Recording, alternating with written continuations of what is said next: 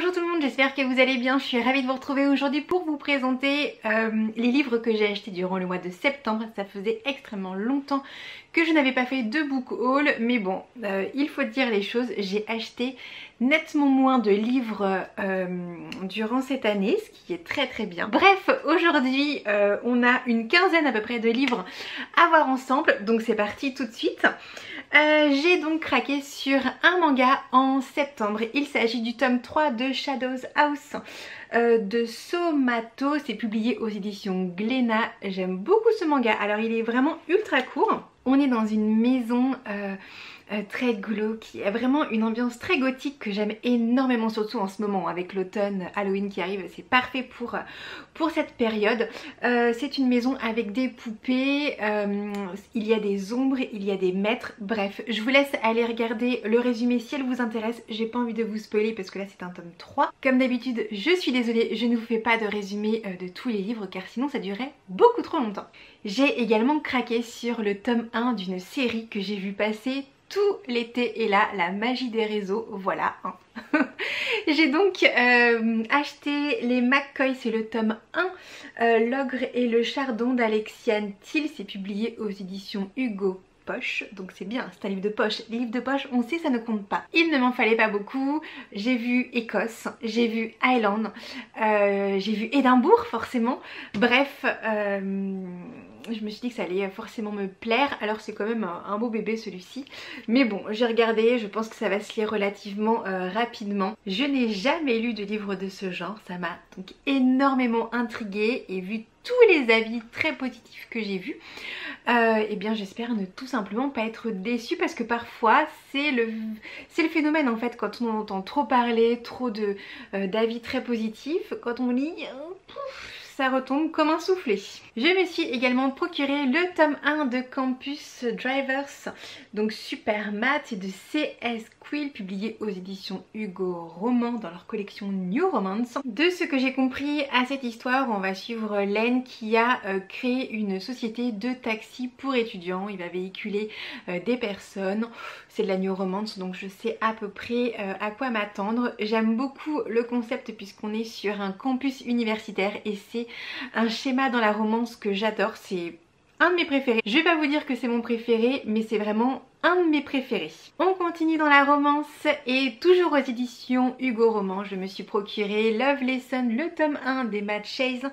C'est de la New Romance et cette fois-ci on est vraiment dans le schéma de romance que je préfère par rapport donc au livre d'avant, puisqu'on est sur un campus universitaire. Deux personnes vont se retrouver après des années. Voilà, il y a une histoire de premier amour, de prof, vraiment tout ça que j'aime dans la romance. Allez, on change totalement d'univers puisque la romance, oui, là la romance est finie. Je suis en train de regarder la pile des livres que je voudrais vous montrer.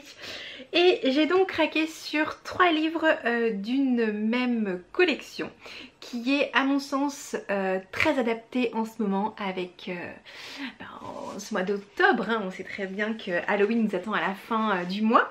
Et j'ai donc pris 3 contes interdits, donc Blanche-Neige de L.P. Sicard, Le Petit Chaperon Rouge de Sonia Alain, et le dernier donc c'est Boucle d'Or d'Ivan Godbout, je ne sais pas comment ça se prononce, pardon.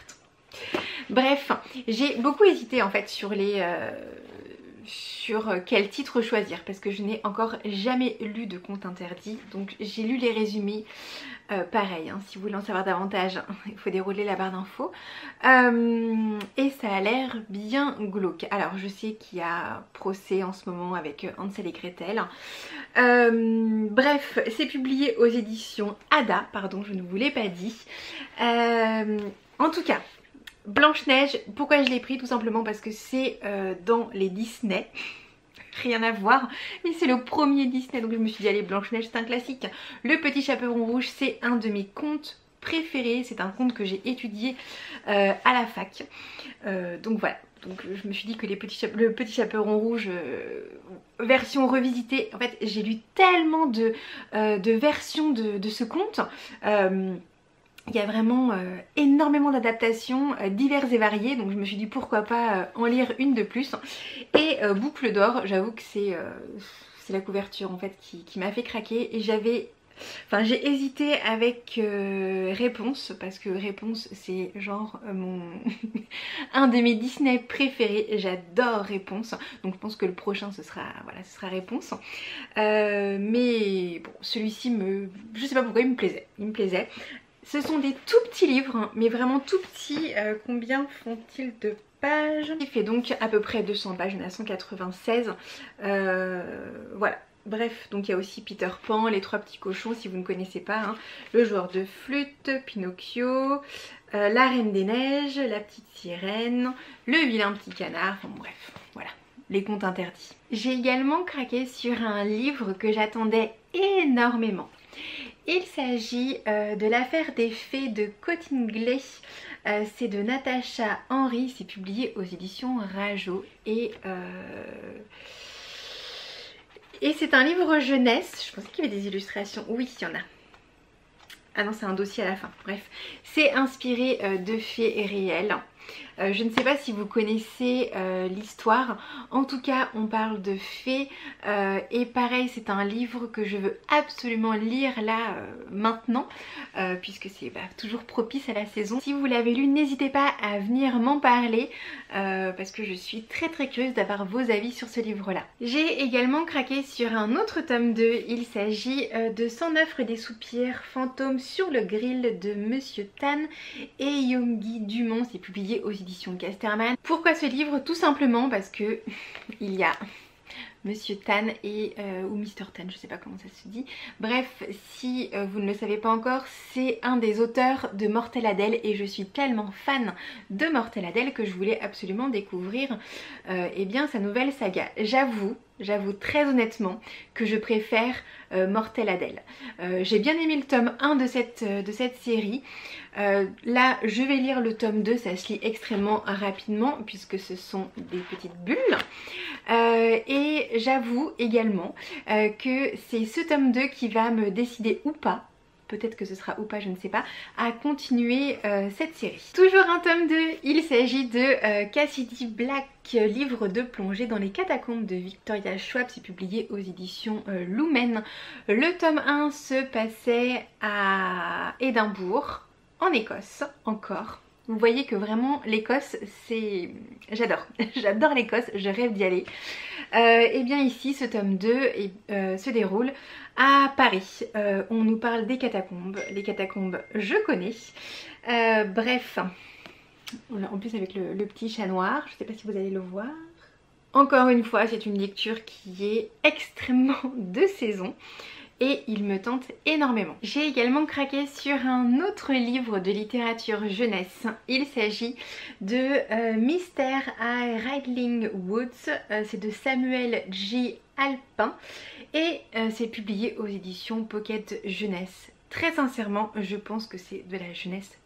C'est un petit garçon qui part chez sa grand-mère qui est couturière et il se passe des choses très particulière. Et dans le résumé, quand on nous dit pourquoi sa grand-mère cache-t-elle tous les morceaux de sucre, pourquoi est-il interdit d'ouvrir les fenêtres la nuit, quant à ces rumeurs de disparition d'enfants sont-elles fondées, bref, je me suis dit que ça allait être super bien. J'adore la couverture, j'avoue que le travail éditorial est absolument sublime. En plus c'est un livre qui est illustré. Alors c'est pas des grosses illustrations, pas beaucoup. Ah oui, on en a vu une passer là. Attendez, je vais faire ça à l'endroit. Donc voilà le genre d'illustration que l'on peut trouver à l'intérieur du livre. Il n'y en a vraiment pas énormément. J'avoue que je ne suis pas une fan inconditionnelle des commentaires sur les livres, mais là The Guardian met quand même une histoire glaçante au goût de conte de fées agrémentée d'un filet de sirop de peur et saupoudré de bravoure. Je dois dire que ce commentaire est extrêmement attrayant. Je me suis également procuré un livre qu'on a commencé à voir pas mal tourner sur YouTube, les blogs et Instagram. Il s'agit des sorcières de Pendle, c'est de Stacey Halls, c'est publié aux éditions Michel Lafon et on va nous parler de sorcellerie, de procès, de sage-femme. Bref, c'est vraiment un univers que j'adore, j'adore, j'adore. Je me suis passionnée il fut un temps pour tout ce qui touchait un petit peu au procès de Salem. Donc autant vous dire que je suis extrêmement curieuse de découvrir ce livre. Je pense que c'est un livre qui est féministe. Et puis très clairement, la couverture est clairement magnifique. Il faut quand même le dire. Il me reste 3 livres à vous présenter qui sont plutôt des graphiques, quoique le premier c'est le livre justement. Alors, c'est un petit doc, c'est le 100e numéro. Alors, je ne sais pas s'il y a un auteur, très clairement, et vous voyez que j'ai bien préparé ma vidéo, hein. Si, texte de Stéphanie Ledu et les illustrations sont d'Aurélie Grand, c'est publié aux éditions Milan.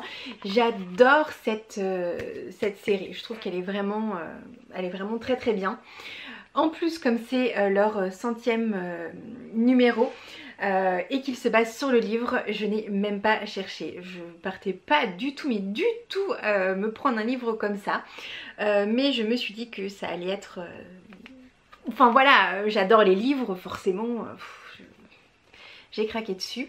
Je ne l'ai pas encore lu non plus, ça va... Ouf. Et là vous voyez que je ne l'ai même pas encore vraiment ouvert, hein. Les pages craquent.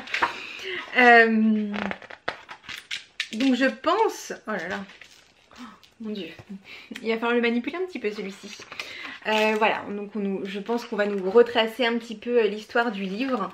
Enfin voilà, ça me plaît beaucoup. C'est un livre documentaire. Je pense que je ne vais quand même pas apprendre plein de choses, mais bon, quoique peut-être, je ne sais pas. En tout cas, celui-là va vraiment changer puisque le dernier que j'ai acheté, je crois que c'était sur le foot. Je sais plus.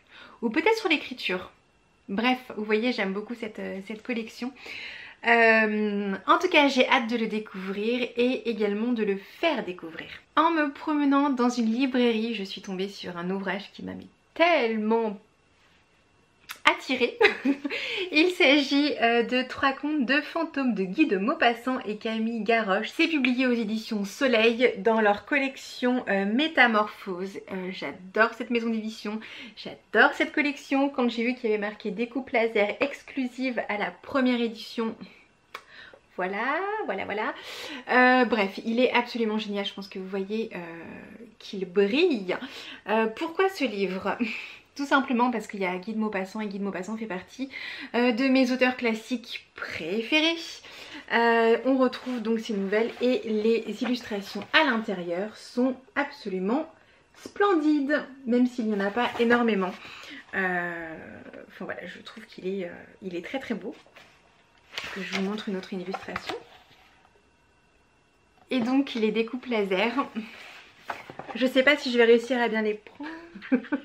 Bref, là le papier, voilà, je pense que là vous percevez la chose. C'est magnifique. Ce livre est un objet absolument splendide. Et pareil, je pense que je vais me plonger dedans incessamment sous peu. Le dernier livre que je voulais vous présenter n'a absolument rien à voir avec le reste. Il s'agit de Baiser après #MeToo, lettre à nos amants foireux. C'est publié aux éditions Marabule. Quand j'ai vu Ovidie, quand j'ai vu Digli, je me suis dit que ça allait être un roman, n'importe quoi. Ça allait être un ouvrage absolument explosif. Je ne l'ai pas lu et il se présente, alors déjà la beauté de la chose, il se présente sous une forme épistolaire. Et il est tout illustré, j'adore le travail de Digli. En fait au début j'ai vu marqué Digli, après je me suis dit Ovidie, j'ai dit ok. C'est parti. Donc par exemple là le chapitre 1 c'est draguer après, donc lettre à celui qui pense que maintenant on ne peut plus draguer. Voilà. C'est tout court et je pense qu'il est super intéressant. Je vous laisse pareil aller voir le résumé. Je ne vais pas en parler maintenant, peut-être que j'en parlerai dans un point lecture, je ne sais pas. En tout cas je trouvais qu'il... Enfin je sais pas, il m'a vraiment attirée, j'ai mis du temps à me le procurer. J'y suis retournée plusieurs fois et puis j'ai dit allez, vas-y, va le découvrir. Je ne l'ai pas vu tourner, donc je ne sais pas, je ne sais pas si vous le connaissez.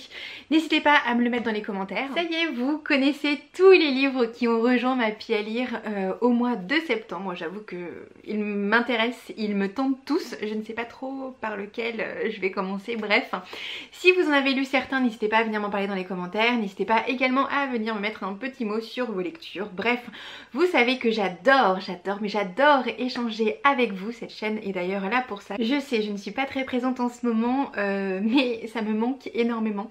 Donc n'hésitez pas à venir me parler. Également pensez à mettre des petits pouces en l'air si la vidéo vous a plu. Je vous fais plein de très gros bisous et je vous dis à très vite dans une prochaine vidéo. Salut!